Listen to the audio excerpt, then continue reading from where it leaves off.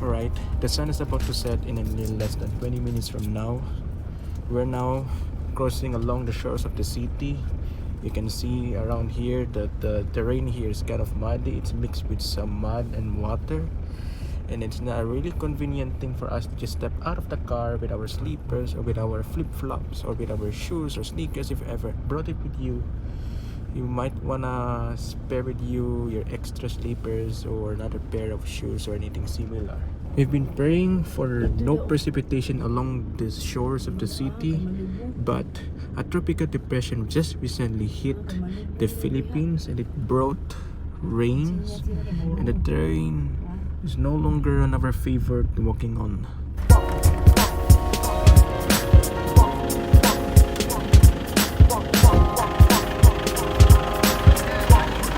I'm a bit dazed and confused about where to pass through. There are like various ways to getting over there, but it seems like that most of the mud that I'm stepping on are not really exactly dry, so I'm really having a hard time trying to cross through this. Once again, we're showing up here along the shores of the city to have our prayer. It happens every day. It doesn't matter if it rains or not. It's just that we're about 20 of us here, and the prayer meeting has not yet finally initiated because we're still waiting for others to come.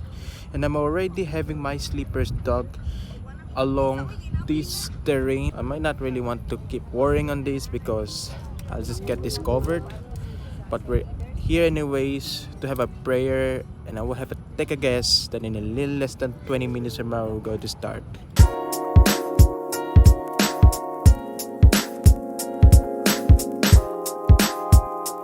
It is now 6 in the evening. We're about to start now in a few minutes. A lot more people actually just have arrived.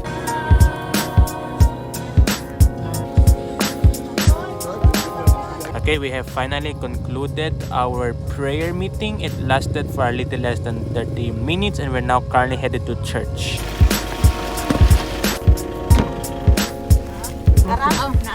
I'm really hoping that I'm stepping on the paper bags. My dad happened to place all the paper bags on the floor of the car. This is good. I guess we have to go outside and just have our slippers cleaned.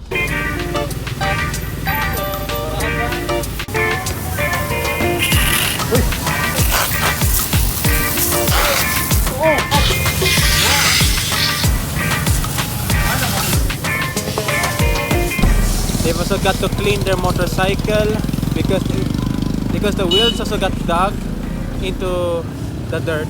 It kind of stinks at first, but I'm really going to make sure that my slippers and my feet don't really get that dirty anymore. I guess it's 90% clean, but it's already okay. Okay, it really turns out that my slippers are about 90% clean. There's still dirt circulating around my slippers I'm actually stepping on. But I don't think it's really much of a big deal because once my slippers will get dry, some of the excess dirt will just actually rub off from my slippers, and that shouldn't really be a big of a deal. Here are my takeaways on this scenario. If this were ever to happen again, I would at least bring me my extra pairs of slippers. But I don't really think it's a big help there because that would mean that I should really not be going out of my car and instead have my prayer inside the car so that the situation will not kind of get exacerbated, which I already had done. And maybe if I ever were to think again, if we were to host our prayer meeting, we should not host it along the particular terrain where there's so much mud, considering that it has just recently rained.